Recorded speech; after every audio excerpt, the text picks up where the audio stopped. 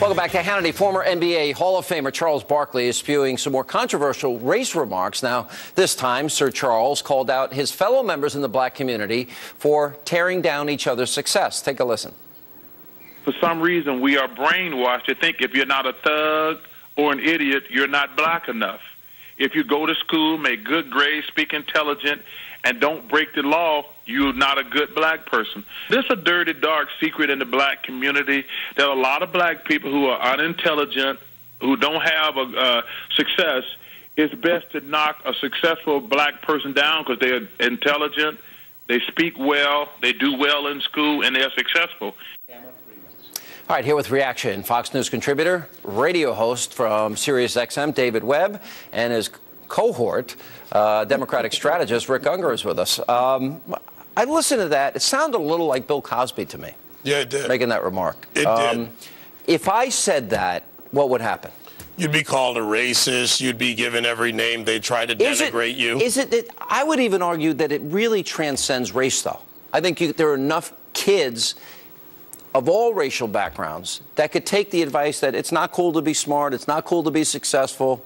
It is, but there's a problem within the black community where literally you're denigrated as being not black enough, and it is something that goes if you're successful. If you're the smart kid like Charles Payne who carried his briefcase to class, he wasn't black enough, so he was picked on. If you're the kid who comes from a mixed-race marriage at one time, you're not cool enough, you're not black enough. Do you take heat because of your success? Yeah, I do. And whether you're on TV or not, if you're a businessman who's successful, unfortunately, and it's not a monolithic application of this term, you're not black enough, but there are too many people who treat you as not having street cred, not being, literally the right black person. And that's wrong because going back to your point about economic issue, you end up suppressing your right to get a good education, parents' involvement with their kids, really getting ahead in America and taking advantage of opportunity. Let me go to what happened this weekend in Ferguson. Watch these protesters and what they're saying. Listen to what they're saying to the police. Watch this.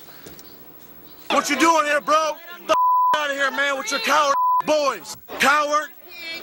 Straight pig out here. Straight. You gotta go. Your life is in danger, homie. You better go. Shoot. Shoot. Shoot. I'm praying for your death. I'm praying for your death and your death and your death. I'm praying for your death and your death and your death. Shoot, shoot, shoot. Get the blank out of here. Da, da, da, da. Sad, isn't it? It's very sad. Look, I mean, the right to protest is baked into our Constitution. It's hugely important, but nowhere in the Constitution is there a right to threaten police officers. This is about Darren Wilson and the grand jury that is not going to indict him because you have black eyewitnesses to what happened in Ferguson that corroborate his story. Well, we don't yet know. I think you're probably right. I think they probably aren't going to indict him. Just quoting the Washington Post, your beloved liberal newspaper. See, they were right. Yeah. I think that's right. I think he probably won't be indicted, but there's no excuse for behaving that way. Look at the threat that is being laid down here, which is scary. Here's something, Sean. Remember Reverend Barber, South Carolina? I went down there. I told you this was the progressive left. This was the anti-American left. If you look at the endorsing organizations for Ferguson October, you see the International Socialist Organization. You've got Left Roots, the National Domestic Workers Alliance. You've got the New Black Panther Party, FANG. You've got all these progressive groups. So they're all coming in agitating, and they're saying blood is going to flow in the streets. You cannot lay this all on the left. No, here's my point to this. I went down there.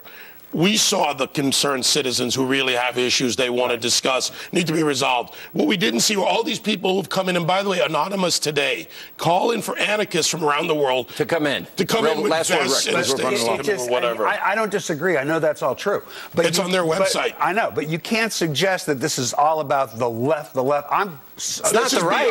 This is beyond the left. It's about people behaving badly. Socialists, not everybody on the left wants police officers. Yeah, but these groups want to agitate this, and when there's no indictment, these groups do. I am concerned about Ferguson, Missouri, based on the comments people have made. Because this is no longer about Michael Brown to these people. It will blow up. It will blow up when it's done. Guys, good to see you both.